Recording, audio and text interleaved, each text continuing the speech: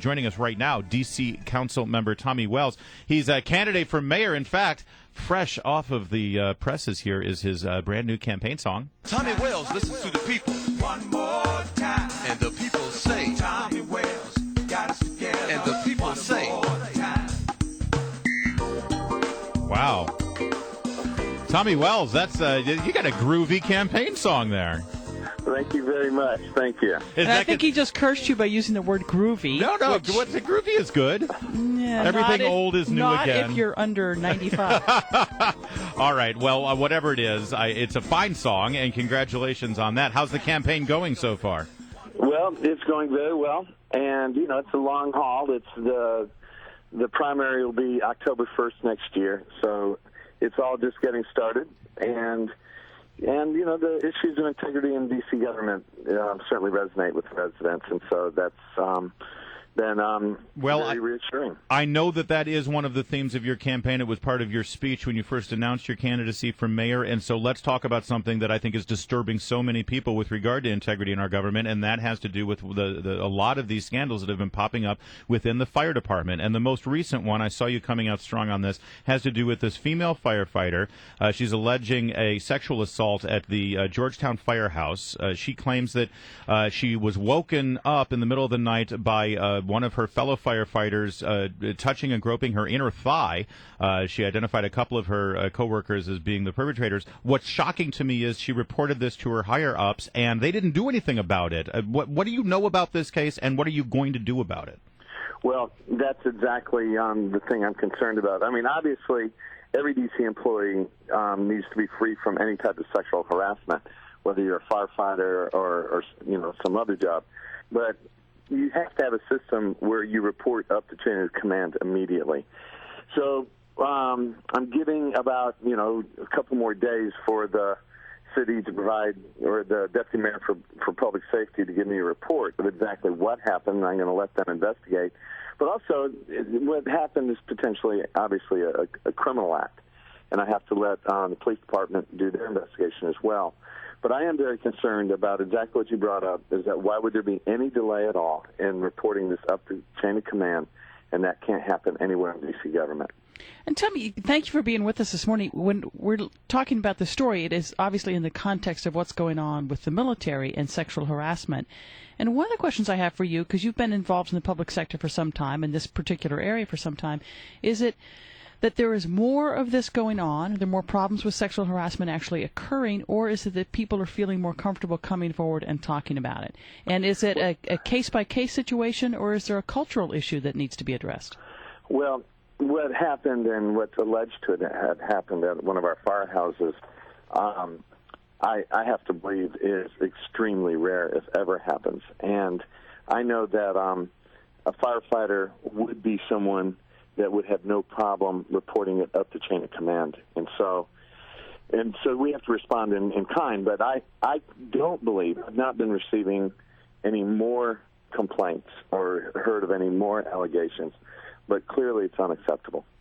Councilmember Tommy Wells is our guest, and we're talking about a couple of issues that's happening with our D.C. ambulance and fire department. And I was shocked by this other story. I know that you expressed concern as well about this ambulance that broke down, and they believe that they've found the root of the issue as to why this ambulance wasn't working well. It's because of a clean emissions system that it was forced to have, because they're trying to make the ambulances greener, I guess, or more environmentally friendly. And meanwhile, your ambulances aren't working, Councilmember. Well, this was extremely disturbing because it didn't actually break down. It did what the ambulance is designed to do. And it's only a 3-year-old vehicle, and they're being used all across the country. And what they do is that they give a warning, a series of 3 warnings that say that it's going to shut down and then clean its emissions or clean its filters through a forced process. Now, usually these trucks that they use can do that on a highway over a period of time, but ambulances are not driven on a highway for 20 minutes at a time or something like that. So what we need to know, obviously, is did the sequencing of giving the warning that it was going to shut down and do this, was that did the operator know that that was going to happen when they started to transport, or did it skip the first warnings. Now, this is, again, very disturbing because how do you have an ambulance that involuntarily shuts down? Yeah. No Now, kidding. I mean, It might have been operator error, but should ambulances Should be they the even- kind of vehicles that can shut right. down? For our first responder vehicles, shouldn't these automatic shutdowns for clean emissions be completely bypassed? We want the most ferocious, powerful beasts on the road to respond to emergencies. Well, you're exactly right. And immediately what we did is we started researching these things, and our chief in Boca Raton had already been speaking out saying, that this had been happening to them, and that we need to be relieved of the emissions requirements on our ambulances, in the name of public safety. I know that the Army or the military is relieved of these requirements because of national safety. So I believe, obviously, with our ambulances, it's the same thing. So far, the EPA and the regulatory bodies have not given ambulances a pass. But these ambulances are big, heavy trucks now, and they're diesel. And so we certainly will pay attention to take it through this cycle. But this is really extremely disturbing. And I've had some issues with the equipment with the EC Fire already. So these are this has to go on the list of saying how are you going to at least do planned, what's called regeneration. How do you do planned regenerations of the filters so that this unexpectedly does not happen? And again, it undermines my confidence of the operation of our ambulances, and so I'll stay on it. D.C. Councilman Tommy Wells, I got to ask about. I mean, we've had that. We've had the issues with 911. We had you on to talk about that concern. We've also had other ambulance issues. We had a case where an officer was shot, and they couldn't get an ambulance out to him. They ended up putting him on the back of a fire truck and taking him to the hospital. We had another ambulance never responded after 20 minutes. We had to get an ambulance from Prince George's County to come in and respond. I've lived here for a long time. It's a bit of a resurgence. I think it was about 20 years ago, Councilman, maybe. It was a running joke that if you got hurt in D.C., drag me across the border, because I know I won't get any help in D.C. And it seemed to have gotten better for a while, and now we seem to have these issues again. I do believe that we're backsliding. I took over, oversight of this responsibility, including fire and EMS, in January, and I've been digging into it pretty deep. And these things have been happening with my concern about capacity to transport.